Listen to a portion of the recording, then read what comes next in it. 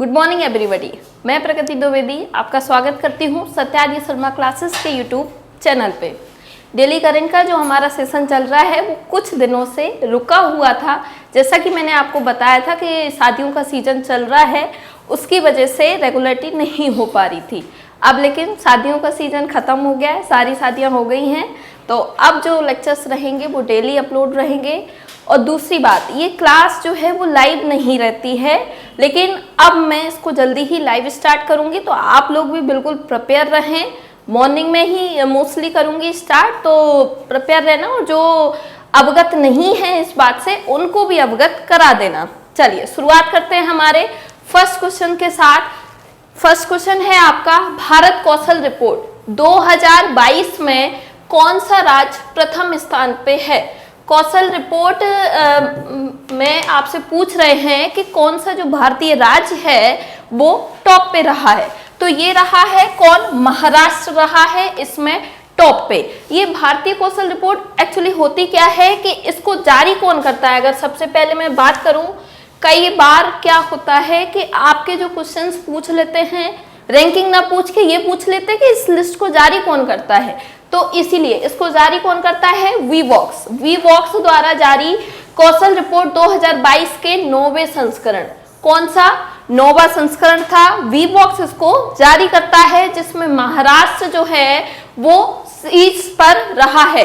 इस बार के थीम की अगर बात करूं तो थीम थी कार्य के भविष्य का पुनर्निर्माण और पुनर्रचना। इस बार का क्या था? विषय थी इसका।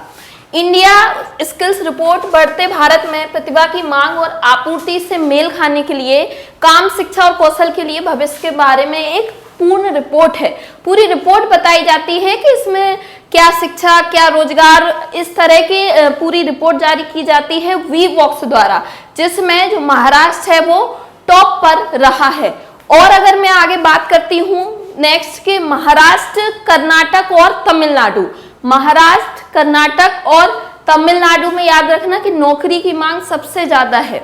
महाराष्ट्र, कर्नाटक और तमिलनाडु, इन तीन राज्यों में नौकरी की मांग सबसे ज्यादा है। चलिए अब नेक्स्ट क्वेश्चन पे आते हैं। क्वेश्चन नंबर 2 है, किस देश ने इच्छा मृत्यु की मशीन को मंजूरी दी है? इच्छा मृत्यु की मशीन समझ रहे हैं आप? इच्छा मृत्यु कहने का मतलब कि कई लोग क्या होते हैं, सुसाइड करते हैं। अब सुसाइड कैसे करते हैं? कहीं ऊपर से गिर गए तो भाई दर्दनाक मौत होती है उनकी, तो ये दर्दनाक मौत से बचने के लिए एक मशीन बनाई गई है। इस मशीन ये ऐसी दिखती है, देख लो पहले, ऐसी दिखती है ये मशीन, ताबूत की तरह दिखती है। ये क्या करेगी, इसमें आप लेट जाना आराम से, और इसमें क्या होगा कि ऑक्सीजन का लेवल धीरे धीरे कम किया जाएगा और नाइट्रोजन का लेवल बढ़ाया जाएगा, और 1 मिनट में आप क्या हो जाएगा, भगवान को प्यारे, है ना। तो ये मशीन को मंजूरी दी है, किसने दी है? तो स्विट्जरलैंड की सरकार ने कहा है कि हाँ ठीक है, इच्छा मृत्यु है, जब जिसका मन हो मरने का चले जाना, ठीक है। तो अब सुसाइड करने का प्लान ऐसे नहीं, ऐसे बनाना है, ठीक। चलो, और अगर मैं बात करती हूँ, इंपॉर्टेंट क्या है आपके लिए ये कि इस मशीन का नाम याद रखना। इस मशीन का नाम क्या है? सार्को। क्या नाम है? सार्को इस मशीन का नाम है, जिसे इच्छा मृत्यु मशीन भी कहते हैं। स्विट्जरलैंड के द्वारा इसको मंजूरी दे दी गई है। चलिए, 1 मिनट में मर जाओगे। अब मैं तो सोच रही हूँ अगर कभी प्लान बना तो यही वाला सही रहेगा, ठीक है।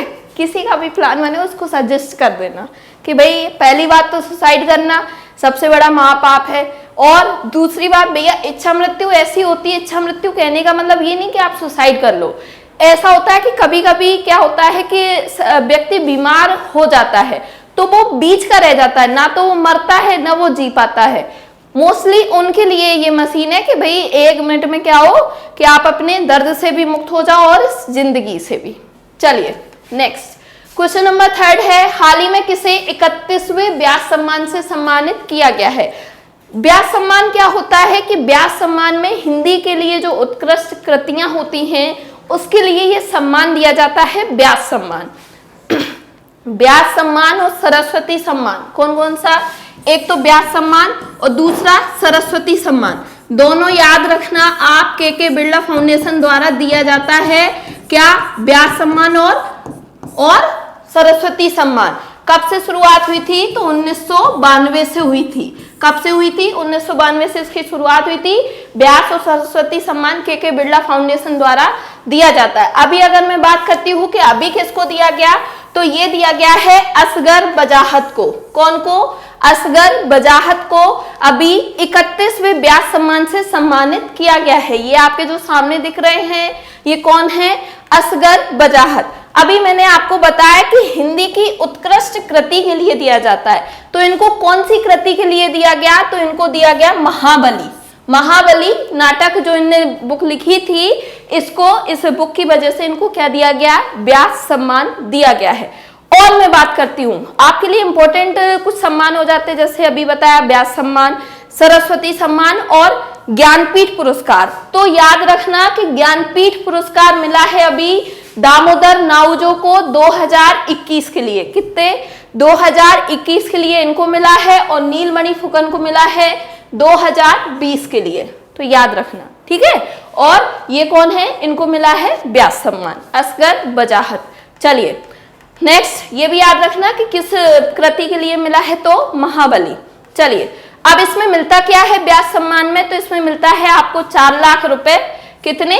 4 लाख रुपए की पुरस्कार राशि के साथ प्रशस्ति पत्र यानी सर्टिफिकेट दिया जाता है 4 लाख रुपए के साथ साथ। और इसके पहले यानी पिछले विजेता कौन थे व्यास सम्मान के? तो वो थे शरद पगारे। इनको पाटलिपुत्र की सामग्री के लिए दिया गया था व्यास सम्मान। किनको? शरद पगारे। चलिए next, question number 4। Question number 4 है, पंजाब नेशनल बैंक ने किस प्रकार के कर्मचारियों के लिए PNB pride CRMDM app launch किया है? CRMD ऐप लॉन्च किया गया है पंजाब बैंक के द्वारा, यानी पीएनबी। तो पीएनबी ने, ये देखो, ये आपको दिख रहा है, ये है CRMD ऐप। ये किया गया है दिव्यांग कर्मचारियों के लिए। आप लोगों ने देखा होगा कि बैंकों में मोस्टली दिव्यांग कर्मचारी भी रहते हैं, तो उन्हीं के लिए पीएनबी ने क्या स्टार्ट किया है? CRMD app. पीएनबी के लिए याद ये रखना कि पीएनबी जो है वो तीसरी गवर्नमेंट बैंक है, सबसे बड़ी, तीसरी है ना। और भारतीयों द्वारा स्थापित सबसे पुरानी बैंक है पीएनबी। कौन सी? पीएनबी भारतीयों द्वारा सबसे पुरानी बैंक है पीएनबी। कब स्थापित हुई थी? तो 1894 में। 1894 में जब इसकी स्थापना हुई थी, तब हेडक्वार्टर था लाहौर में। लेकिन अब अगर बात करती हूं तो इसका हेडक्वार्टर है नई दिल्ली में। कहाँ? नई दिल्ली में। हेडक्वार्टर इसका कहाँ है? नई दिल्ली। अभी मैंने आपको बताया कि जो पीएनबी है वो देश की तीसरी सबसे बड़ी क्या है? गवर्नमेंट बैंक है।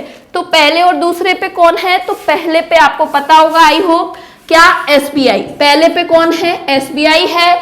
दूसरे पे कौन है? तो दूसरे पे है इंडियन ओवरसीज बैंक। और तीसरे पे कौन है? पीएनबी। इतनी बात थी पीएनबी के लिए। चलिए आगे बढ़ते हैं। आगे आते हैं हमारे नेक्स्ट क्वेश्चन।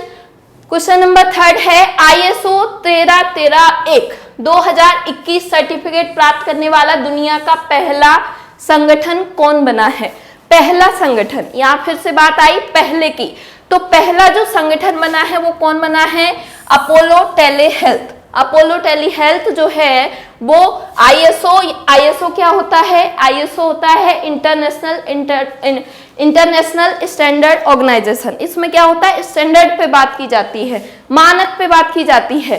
तो अभी प्राप्त करने वाला पहला संगठन कौन बना है? तो ये बना है अपोलो टेलीहेल्थ। चलिए अब बात करें हम किसके द्वारा दिया गया है इसको, तो ये दिया गया है BSI यानी ब्रिटिश स्टैंडर्ड इंस्टीट्यूट द्वारा ये ISO सर्टिफिकेट दिया गया है इस संगठन को। चलिए next question, question number 6। Question number 6 है, युवा गणितज्ञों के लिए रामानुजन पुरस्कार। पहली बात ये कि जो रामानुजन पुरस्कार है वो मैथमेटिशियन को यानी गणितज्ञ को दिया जाता है। तो अभी 2021 में किससे मिला है? तो ये मिला है किसको? नीना गुप्ता। अब आप लोग कंफ्यूज ना हो, नीना गुप्ता ये क्या है? मैथ की प्रोफेसर हैं, ये जो आपके सामने दिख रही हैं। और नीना गुप्ता एक एक्ट्रेस भी हैं जो अभी हाल ही में चर्चे में भी रही थी। क्यों रही थी? उन्होंने एक बुक लिखी है। क्या सच कहूं तो क्या होगा? क्या कर लोगे? है ना? हाँ, इन्होंने एक बुक लिखी थी जो एक्ट्रेस थी। कौन? सच कहूं तो ये नीना गुप्ता इनका भी नाम है और ये भी नीना गुप्ता है, बस डिफरेंस समझ के रखना कि ये कौन है, ये मैथ की प्रोफेसर है और वो एक्ट्रेस हैं जिन्होंने अभी बुक लिखी है सच कहूं तो। नीना गुप्ता को क्या दिया गया है, रामानुजम पुरस्कार दिया गया है। अब अगर बात करूं तो ये कहाँ प्रोफेसर हैं, तो ये कोलकाता में, कहाँ, ISI यानी भारतीय सांख्यिकी संस्थान में गणित की प्रोफेसर हैं नीना गुप्ता। किसके लिए दिया गया, तो एफाइन बीजीय ज्यामिति और कम्यूरेटिव एल्जेब्रा में उत्कृष्ट कार्य के लिए इनको क्या दिया गया है, इस रामानुजम पुरस्कार से सम्मानित किया गया है नीना गुप्ता को। दूसरी को भी याद रखना, याद होंगे आपको वो तो, है ना। हाँ, मोस्टली मैंने सुना है, देख लो नीना गुप्ता को मोस्टली सुना है कि जो लड़कियां होती हैं वो मैथ से डरती हैं। अब देख लो ये प्रोफेसर भी है और सम्मान भी मिला है ना। तो जो सुना है वो सही नहीं हो ऐसा जरूरी नहीं। चलो नेक्स्ट है, हाल ही में किस राज्य सरकार ने बौद्ध विश्वविद्यालय की स्थापना को मंजूरी दी है। किस राज्य ने बौद्ध विश्वविद्यालय, इस विद्यालय में क्या होगा कि बुद्धिज्म के बारे में पूरा बताया जाएगा, उनकी संस्कृति जो भी उनका पूरा सम्मान है बुद्ध के बारे में मोस्टली इसमें बताया जाएगा। तो इस विश्वविद्यालय को मंजूरी किसने दी है, तो त्रिपुरा राज्य सरकार ने। त्रिपुरा राज्य सरकार ने अभी हाल ही में बौद्ध विश्वविद्यालय को क्या दे दी है, मंजूरी दे दी है। अब नेक्स्ट अगर मैं बात करूं कि ये कहाँ, त्रिपुरा में कहाँ इसको मंजूरी दी, मतलब कहाँ बनेगा ये, तो ये बनेगा मनुबांकुल के सबरूम में। कहाँ, मनुबांकुल के सबरूम में इसका क्या होगा, उद्घाटन होगा। इसमें क्या होगा, इसमें 31 देश के स्टूडेंट्स आएंगे पढ़ने के लिए, जो जानेंगे किसके बारे में, बौद्ध साहित्य के बारे में, संस्कृति और परंपरा की शिक्षा दी जाएगी इस विश्वविद्यालय में जो त्रिपुरा में स्थापित होगा। चलिए अब next question number 8। Question number 8 है, भारतीय वनडे क्रिकेट टीम के नए कप्तान कौन बने हैं। भारतीय वनडे के अब कप्तान जो हैं वो कौन बन गए हैं, तो ये बन गए हैं रोहित शर्मा। कई लोगों के प्यारे रोहित शर्मा क्या बन गए हैं, वनडे क्रिकेट टीम के नए अध्यक्ष, ठीक है, नए कप्तान। अब अगर मैं बात करूं कि अच्छा एक बात आपसे पूछती हूँ, एक होता है व्हाइट बॉल क्रिकेट, क्या होता है व्हाइट, आप लोग काफी फैन रहते हैं क्रिकेट को लेके। एक होता है व्हाइट बॉल क्रिकेट, एक होता है रेड बॉल क्रिकेट, दो तरह की चीजें होती हैं। तो इन दोनों में डिफरेंस क्या होता है ये आप लोग क्या मुझे बता सकते हैं, लाइव नहीं है, चलो मैं ही बता देती हूँ। मैं बता देती हूँ कि व्हाइट बॉल क्रिकेट में क्या होता है कि इसमें लिमिटेड ओवर रहते हैं, जैसे आपने सुना होगा 20 ओवर 50 ओवर, तो ये जो मैचेस हैं ये हमेशा व्हाइट बॉल से खेले जाते हैं, इसीलिए इन्हें व्हाइट बॉल मैचेस या व्हाइट बॉल क्रिकेट बोला जाता है। जबकि जो रेड बॉल होता है इसमें टेस्ट मैचेस खेले जाते हैं, क्या, टेस्ट मैचेस, इनमें कोई लिमिट नहीं होती है ओवर को लेके। इतनी बात याद रखना आपके लिए जरूरी थी इसलिए बताई मैंने, ठीक है। अब अगर मैं आगे बात करती हूँ और जिसको अगर आता है तो बहुत अच्छी बात है भाई, आप लोग अगर क्रिकेट के फैन हैं तो फिर तो आपको आना ही चाहिए कि क्या होता है, ठीक है। विराट कोहली ने इससे पहले T20 विश्व कप के पहले T20 फॉर्मेट से संन्यास की घोषणा की थी।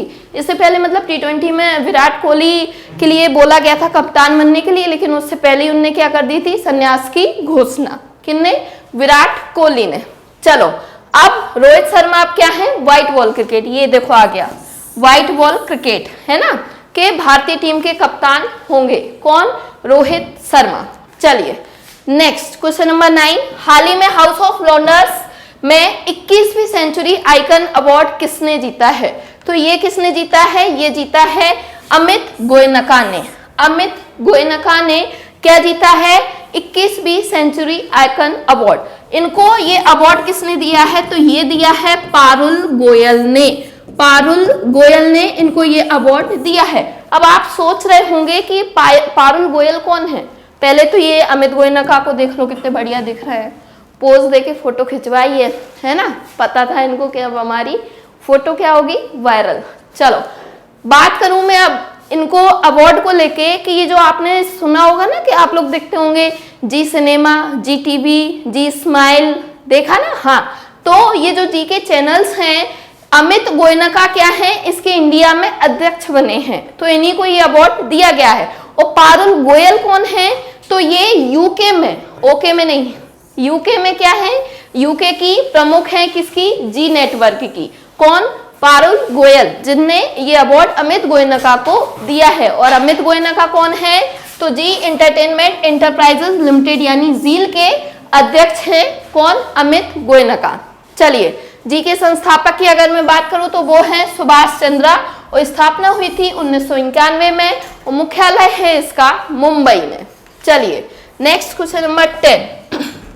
क्वेश्चन नंबर 10 है, किस राज्य सरकार ने रीहब प्रोजेक्ट की, रीहैब है एक्चुअली वो प्रोजेक्ट की शुरुआत की है? तो ये की है असम राज्य सरकार ने।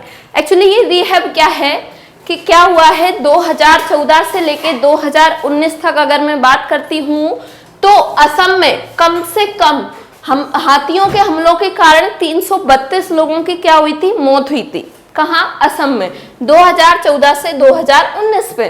तो इन्हीं हाथियों को कंट्रोल करने के लिए ये रीहैब योजना जो है वो शुरू की गई है। इसमें कैसे कंट्रोल किया जाएगा इनको मानवीय बस्तियों में हाथियों के प्रवेश को अवरुद्ध करने के लिए, अवरुद्ध मतलब रोकने के लिए उनके मार्ग में मधुमक्खी पालन के वक्त से स्थापित करे जाएंगे। क्या वो होगा कि जहां मानव लोग रहते हैं, ह्यूमंस रहते हैं, वहीं मधुमक्खी पालन के क्या होंगे? वक्त से रखे जाएंगे और मधुमक्खियों की बाढ़ लगाई जाएगी। क्या होगी? मधुमक्खियों की बाढ़ लगाई जाएगी, जिससे क्या हो? हाथियों पे कंट्रोल हो सके और वो ऐसे बेवजह लोगों को ना मार सके। अब उनकी भी कोई गलती नहीं है भाई, वो तो खाने पीने के लिए आते हैं, उन्हें जो समझ में आता है वो कर देते हैं। तो इसीलिए ये जो योजना है रीहैब उसकी शुरुआत की गई है। इससे पहले भी कर्नाटक के कोडागु जिले में नागरहोल नेशनल पार्क और टाइगर रिजर्व के बाहरी इलाकों में केंद्रीय रीहैब योजना की शुरुआत की गई थी। इससे पहले भी इसकी शुरुआत हो चुकी है। चलिए नेक्स्ट, अब आते हैं रिवीजन पे। अब मैं समझ रही हूँ आप लोगों की व्यथा ये है कि ग्रुप डी की भी अब क्या आ गई है? एग्जाम आ गई है।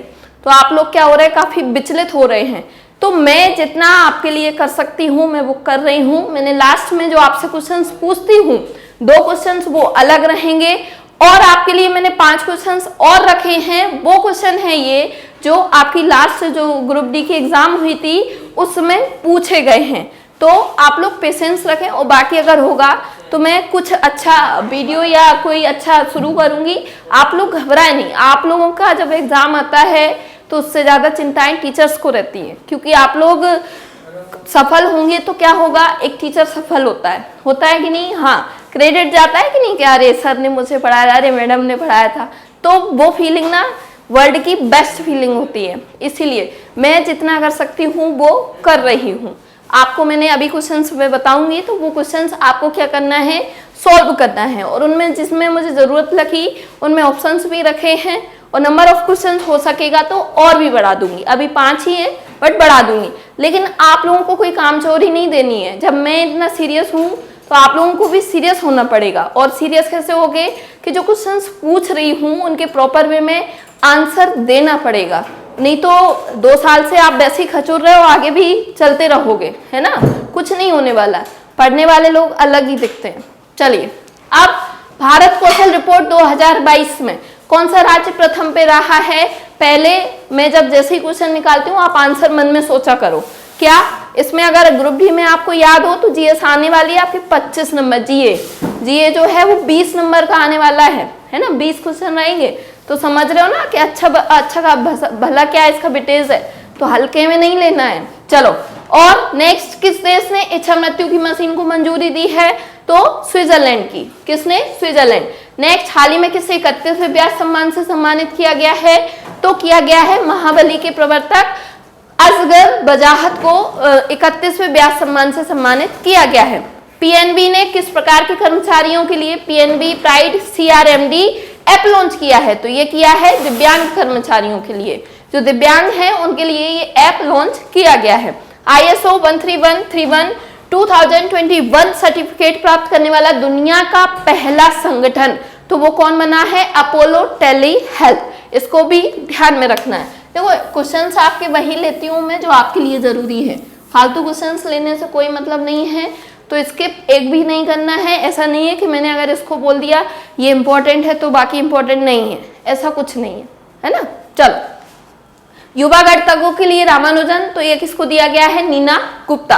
हाल ही में किस राज्य सरकार ने बौद्ध विश्वविद्यालय की स्थापना को मंजूरी दी? तो ये दी है त्रिपुरा राज्य की सरकार ने।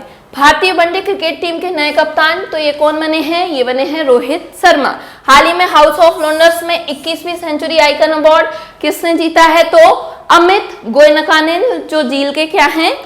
अध्यक्ष हैं। नेक्स्ट, किस राज्य सरकार ने रिहब प्रोजेक्ट की शुरुआत की है? तो रिहब प्रोजेक्ट की शुरुआत की है असम राज्य सरकार ने। अब आते हैं आपके क्वेश्चंस पे, ये हैं आपके क्वेश्चंस। बिम्स्टेक देशों की वर्तमान में अध्यक्षता कौन कर रहा है? बिम्स्टेक देशों की वर्तमान में अध्यक्षता कौन कर रहा है? आपके ऑप्शंस ये रहे। Who is currently chairing the BIMSTEC countries? ये रहे आपके ऑप्शंस। अच्छे से स्क्रीनशॉट ले लो, पेशेंस के साथ आंसर देना है ना, कोई जल्दी नहीं है। फिर नेक्स्ट एक और नहीं है, अभी तो और है, अभी तो बहुत है। निम्न में से कौन भारत के 23वें मुख्य चुनाव आयुक्त हैं? 23वें जो मुख्य चुनाव आयुक्त हैं वो कौन है? ये आपके ऑप्शंस हैं, ये आपका क्वेश्चंस है। क्या ले लो? स्क्रीनशॉट ले लो और मुझे आंसर कमेंट बॉक्स में कमेंट जरूर करना।